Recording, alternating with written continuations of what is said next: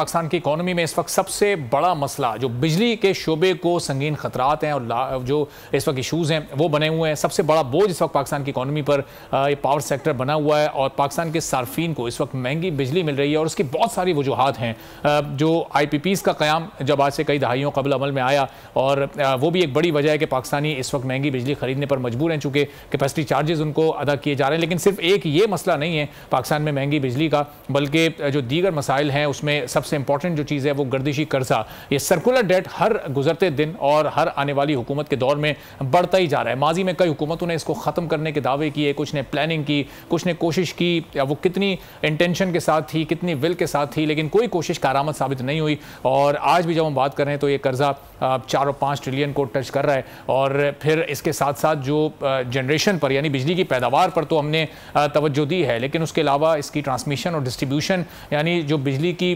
तरसील है, लोगों तक पहुंचाने का जो निज़ाम है, उसमें पाकिस्तान के पिछले कई सालों में कोई इन्वेस्टमेंट किसी दौरे हुकूमत में नज़र नहीं आती है। अब इसीलिए IPPs अपनी जगह मौजूद हैं, वो बिजली बनाएं या नहीं बनाएं उनको पेमेंट्स की जाती हैं। फिर जो बिजली वो बनाते हैं उनकी भी तरसील का निज़ाम चूँकि दुरुस्त नहीं है, तो उसकी लाइन लॉसेस की मद में एक अच्छा खासा अमाउंट वो भी है जो कि फिर सार्फिन पर बोझ की सूरत में पड़ता है। तो जो इशूज़ हैं इस वक्त पावर सेक्टर के वो बुनियादी हैं क्या और उनका सोल्यूशन फिर क्या है, इस पर हम गुफ्तगू करेंगे। मुजाहिद परवेज़ चट्टा साहब हमारे साथ मौजूद हैं।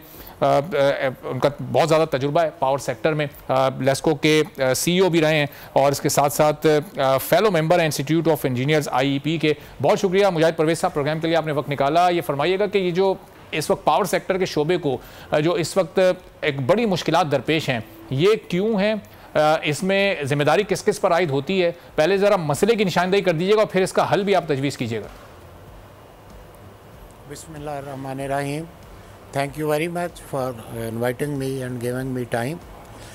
इसमें देखें, पावर सेक्टर का मसला वहाँ से शुरू हुआ जब 90s में किसी ने टाइम पे ये नहीं सोचा कि पॉपुलेशन ग्रोथ हो रही है, इंडस्ट्रियल ग्रोथ हो रही है, ग्लोबली हर चीज़ हर जगह पे कंजप्शन डिमांड ऑफ पावर बढ़ रही है, तो किसी ने टाइम पे नहीं सोचा। देखें, बिजली की जनरेशन बढ़ाना ये कोई 1-2 महीनों या 1 साल का काम नहीं है। जब अचानक डिमांड इंक्रीज़ हुई और जनरेशन हमारे पास बहुत कम थी, उस वक़्त हमने जल्दी में एनर्जी मिक्स जो है इस मुल्क का ख़राब कर दिया। अप टू 90s अगर आपको याद हो तो हमारी जो जनरेशन थी उसमें 70% इंडिजिनस जनरेशन थी, लोकल रिसोर्स की जनरेशन थी, जिसमें मेन पार्ट हाइडल का था। उसके बाद हमने बगैर सोचे इसको इम्पोर्टेड फ्यूल पे कन्वर्ट करना शुरू कर दिया, RFO डीज़ल। उसके बाद फिर पिछले चंद सालों में RLNG आ गई।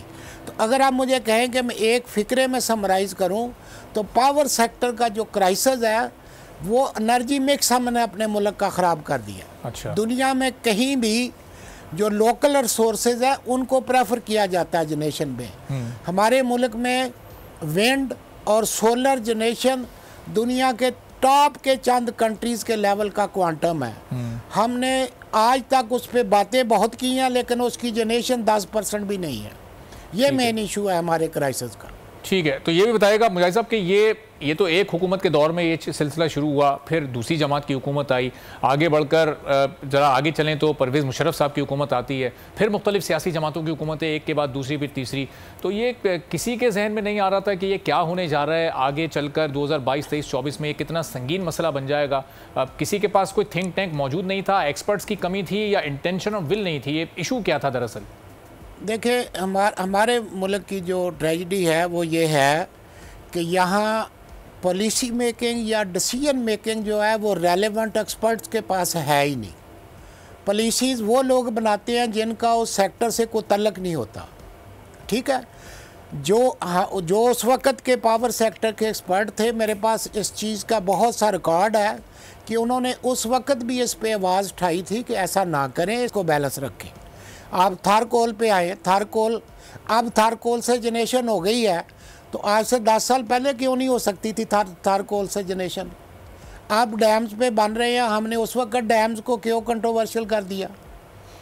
तो ये जब तक आप रेलेवेंट प्रोफेशनल्स को उनका काम नहीं करने देंगे, उनको पॉलिसी मेकिंग या डिसीजन मेकिंग नहीं देंगे, उस वक्त तक हालात सिर्फ मीटिंग्स करने से ठीक नहीं होंगे। हो सकता है मेरी बात कुछ लोगों को अच्छी ना लगे, लेकिन मैं आपसे, आपकी इजाज़त से ये ज़रूर बात करना चाहूँगा जी कि देखें, IPPs के जो इन्वेस्टर हैं उन्होंने कोई ज़बरदस्ती आके हमारे साथ एग्रीमेंट नहीं किए।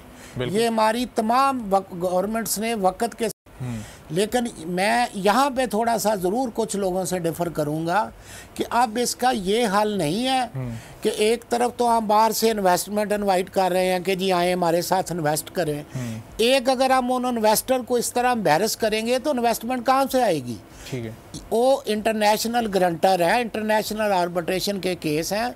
अगर हम इमोशनल हो के इस तरह एम्बैरसमेंट पैदा करेंगे तो अब इसका कोई हल नहीं, ये टेबल पे बैठ के हल होगा। ठीक है, तो चट्टा साहब ये भी बताइएगा कि अब ये IPPs इस वक्त सबसे बड़ा मसला है और वजह है महंगी बिजली की, या फिर ये जो लाइन लॉसेज हैं हमारे जो कि वो भी अब 1000 अरब से क्रॉस कर चुके हैं, या फिर ये जो गर्दिशी कर्जा इस वक्त बढ़ रही है, सब मिलकर कलेक्टिवली तो एक बहुत बड़ा इशू है, या फिर ये जनरेशन के बाद जो ट्रांसमिशन और फिर डिस्ट्रीब्यूशन का इशू है, इनमें से सबसे बड़ा मसला है क्या? सबसे पहले हुकूमत को किस पर काबू पाने की ज़रूरत है? देखिए, सबसे मसला यही है कि आपकी जनरेशन और सेल कास्ट का डिफरेंस है। आपकी जनरेशन एनर्जी मिक्स ख़राब है, आपकी एवरेज जनरेशन कास्ट ज़्यादा है। अगर हम वो सारी की सारी पास ऑन कर देते हैं टू दी कस्टमर तो उसमें दो तरह के इश्यूज़ हैं। आज ही मैं किसी चैनल पे कंपैरिजन देख रहा था, बांग्लादेश, इंडिया और एक और किसी कंट्री का tariff rate compared with Pakistan, तो देयर वाज मच डिफरेंस, 5 गुना का फर्क है। जो है वो इंटरनेशनल, इस वक्त जो रीजनल कंट्रीज हैं उनमें पाकिस्तान के टैरिफ में को 5 गुना का फर्क, 4 से 5 गुना का फर्क था। तो आपकी इंडस्ट्री कैसे compete करेगी इंटरनेशनल मार्केट में? अब आगे जाएं, अगर आप इंडस्ट्री को सब्सिडी देते हैं तो इंडस्ट्री तो ठीक है, कंफर्टेबल होगी, वो सब्सिडी अल्टीमेटली तो नेशनल एक्सचेकर को नहीं है, वो कहाँ जाएगी? बिल्कुल सही। तो ये अगर आप मुझे सादा लफ्ज़ों में कहें तो इस वक्त तो ये है कि चादर छोटी है, बेशक सर पे ले ले या पाँव पे ले ले, इसका इमीडिएट इमोशनल हल कोई नहीं है। अल्लाह करे, अल्लाह इनको हिदायत दे, ये आज भी जुड़ के बैठ जाएं, आज भी सोच लें कि आपने इस मुल्क का एनर्जी मिक्स ठीक करना है। जो लोकल रिसोर्सेज हैं उनको कंसंट्रेट करें, थार कोल पे कंसंट्रेट करें। कोई अगर इम्पोर्टेड कोल पे प्लांट भी लग भी गए हैं तो उनका सिर्फ ये अब हाल है कि उनको इमीडिएटली आप कन्वर्ट कर लें लोकल कोल पे। सही। इसी तरह विंड और सोलर को बढ़ाएं इमीडिएट। इसका अगर कोई कहें कि 1 साल 6 माह में इसका मुझे कोई हल नज़र नहीं आता। अच्छा, और चट्टा साहब ये जब 1 साल 6 माह में अगर हल नज़र नहीं आता तो ये सिचुएशन तो फिर वर्स्ट की तरफ चली जाएगी, बहुत ही बदतरीन हो जाएगी, जिसका अभी सिर्फ आगाज़ हुआ है। अब हुकूमत को हम देखते हैं, उनके जो मुताल्लिका मिनिस्टर्स हैं वो आते हैं और बताते हैं कि जी हम तो IPPs के साथ मुआहदे को रीनेगोशिएट नहीं कर सकते।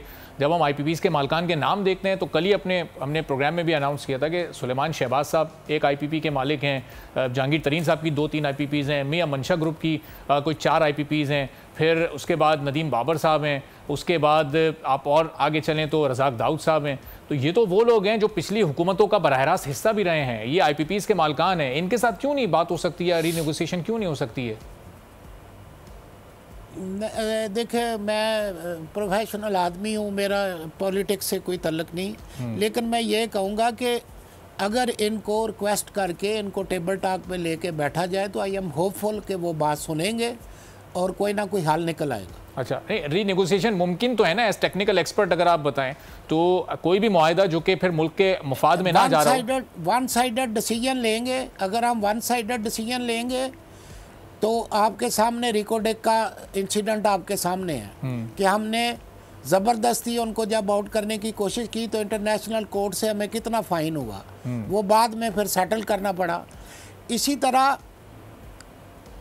इनके साथ बैठ के ये मामला, मैं आई एम होपफुल कि ये अच्छे लोग हैं, ये बैठ के हल करेंगे। अच्छा चट्टा, अभी चूंकि जो हम इमीडिएटली जो हमारा मैक्सिमम यूज़ है इस वक्त बिजली का, जो कि गर्मियों में बढ़कर कोई 22-23 या 24,000 मेगावाट भी चला जाता है, अगर इसकी कंजम्पशन को हम कोई 30,000 प्लस में ले जाएं, कोई 32-34,000 तक ये पहुंच जाए, तो क्या ये मसला कंजम्पशन के बढ़ने से टैरिफ की कमी हो सकती है, यानी उसकी कीमतों में कमी हो सकती है? कंजम्पशन के बढ़ने से टैरिफ में बिल्कुल कमी आती है, क्योंकि जो कैपेसिटी चार्जेस हैं वो फिर उसमें डाइजेस्ट हो जाते हैं, लेकिन कंजप्शन कैसे बढ़ेगी? इंडस्ट्री तो बंद होने जा रही है। अगर उनको सब्सिडी देते हैं, बर्डन आता है बजट पे, नहीं देते वो आउट ऑफ कंपटीशन हो जाते हैं। तो ये अभी कोई दरमियाना रास्ता इनको रखना पड़ेगा। सेकंड क्या है, बात फिर उधर ही जो आप कर रहे हैं घुमा फिरा के उधर आ जाएगी जी। अभी मैं देख रहा था कि डिस्कोज की डिमांड जो कि हर साल बढ़ती है, वो इस दफ़ा या कम हो गई है या फ्रीज हो गई है। क्यों? अच्छा, आप बाहर निकल के देखें, हर चौथे घर पे सोलर लगा हुआ है। तो वो अगर सोलर पे लोग जाते हैं तो हमारी डिमांड कम होती है, हमें बंद पावर हाउस के कैपेसिटी चार्जेस देते रहते हैं। ये एक विशियस सर्कल बन चुका है, इस पर कोई डाउट या डिबेट वाली तो बात ही नहीं है। लेकिन मैं फिर रिकमेंड करूँगा कि ये तमाम स्टेक होल्डर्स को, हमारे रूलर्स को, हमारे जो डिसीजन मेकर्स हैं और जो इन्वेस्टर हैं, उनको बैठ के बड़े तहम्मुल से balanced way out win win position कोई निकालनी पड़ेगी।